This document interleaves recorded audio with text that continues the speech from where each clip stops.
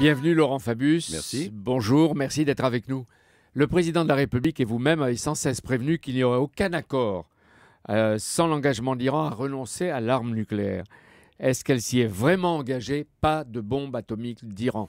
Oui, c'est expressément prévu dans le préambule de l'accord. Mais les deux termes fondamentaux pour comprendre ce qui est en train de se passer et la position de la France, c'est avancée et vigilance. En permanence, c'est ça.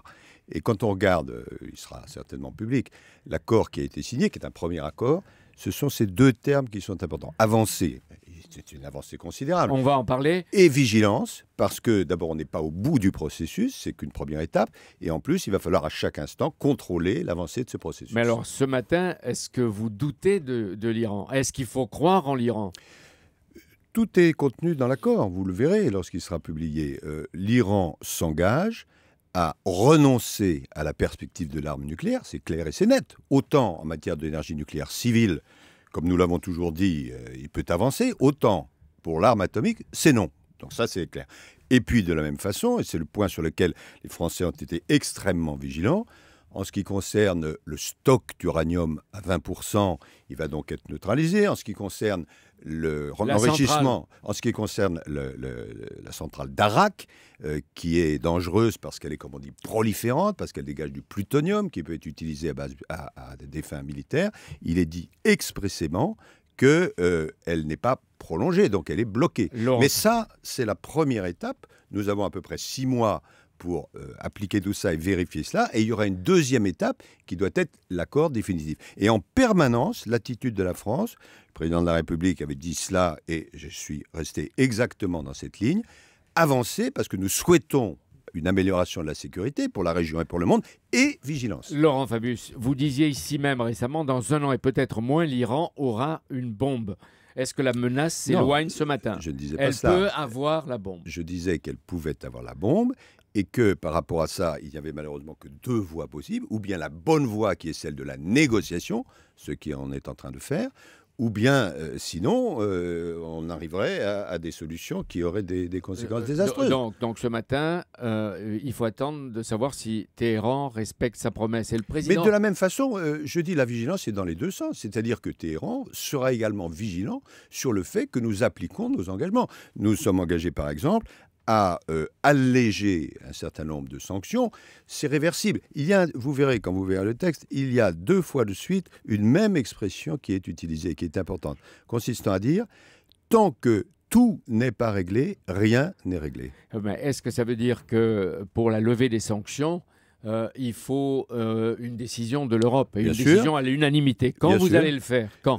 C'est prévu dans quelques semaines. Nous avons une réunion du Conseil des ministres des Affaires étrangères et sur la proposition de Mme Ashton, avec notre soutien bien sûr, nous proposons une levée.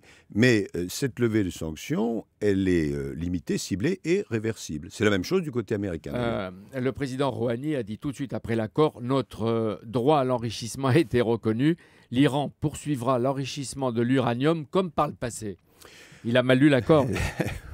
Alors, il y a eu beaucoup de discussions là-dessus et je ne vais pas entrer dans des problèmes extraordinairement techniques, mais ce qui est garanti de part et d'autre, c'est un programme d'enrichissement, c'est pas la même chose, programme d'enrichissement et le droit d'enrichissement, dans des termes qui sont mutuellement convenus. Ça veut dire qu'il ne peut pas faire tout et n'importe quoi, il y a des limitations précises. Le civil, oui, le nucléaire, militaire, exactement. Non. C'est ce que vous dites ce matin. C'est pas simplement ce que je dis, c'est ce que la France a fait inscrire dans le préambule d'une manière totalement claire. Donc s'il y a une levée même partielle des sanctions, c'est à partir de décembre, janvier. Oui, ça va commencer au mois de décembre. Et à partir de là, est-ce que les industriels français, par exemple pour l'automobile, Renault, PSA, peuvent considérer qu'ils sont autorisés à retourner en Iran, à commercer, à travailler? Il y a un certain nombre de sanctions qui sont levées et parmi les sanctions, il y a effectivement l'automobile. Laurent Fabius, est-ce que vous êtes sûr que la France n'a pas cédé et lâché Israël, son allié? Je suis sûr que cette ligne d'avancer et de vigilance a été maintenue. Et s'agissant d'Israël, nous avons eu des contacts constants avec Israël. La semaine dernière, François Hollande était là-bas, la visite s'est très bien passée. De même, M. Netanyahou, le Premier ministre, est allé en Russie il y a quelques jours. Il a des contacts Non, mais aussi il dit avec qu'il est inquiet. Oui, mais ça, il nous a fait part de cette inquiétude. Nous avons discuté d'une façon tout à fait ouverte. Il faut aussi comprendre le contexte. C'est que les autorités iraniennes disent des choses, parfois des provocations vis-à-vis d'Israël. Le guide suprême, Oui, vous vous Khamenei, rappelez, y compris la semaine qui dernière. dit la semaine dernière, au moment où vous négociez, Israël est voué à la disparition. Il n'y a pas de quoi rassurer. Là. Non, bien sûr, donc ce sont des provocations.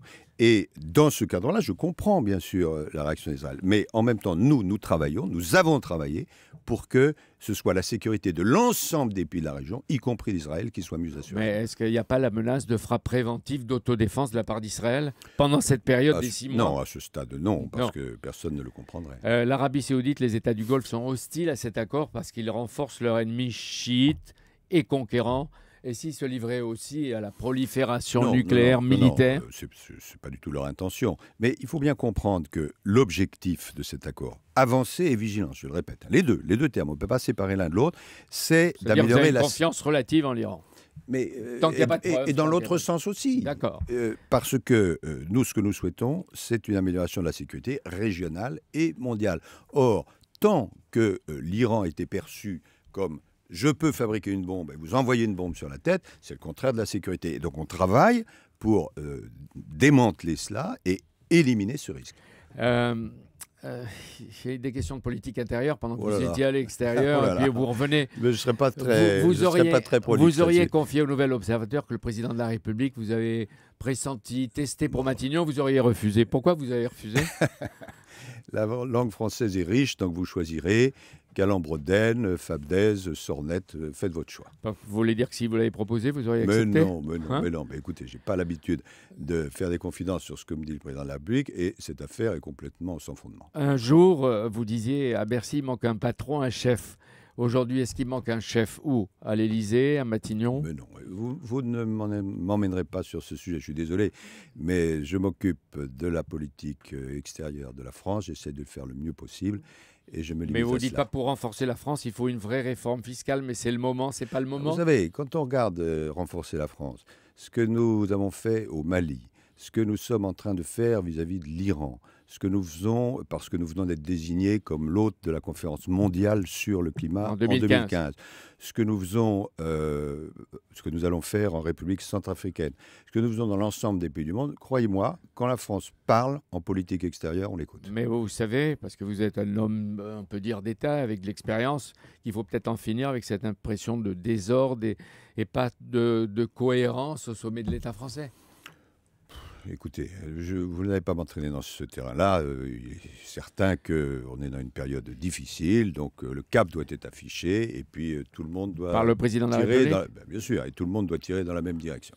Dernière remarque, l'Iran devient-elle maintenant une puissance régionale? C'est une grande puissance depuis longtemps. Est-ce que vous allez accepter qu'elle participe à la conférence de Genève, si elle a lieu, sur la Syrie? C'est un autre sujet. Je souhaite que cette conférence ait lieu. Y participeront tous ceux qui accepteront le principe de cette conférence, qui est de créer un gouvernement de transition entre certains éléments du régime et l'opposition modérée. Si l'Iran accepte cet objectif, elle peut participer. Si elle ne l'accepte pas, j'en ai discuté avec le ministre des Affaires étrangères, eh bien, elle n'y sera pas. Et elle dit qu'elle essaiera d'avoir un rôle positif. Le rôle positif commencerait à ce que le Hezbollah cesse d'intervenir en Syrie. Merci Laurent Fabius, à bientôt. Bonne journée. Merci à vous.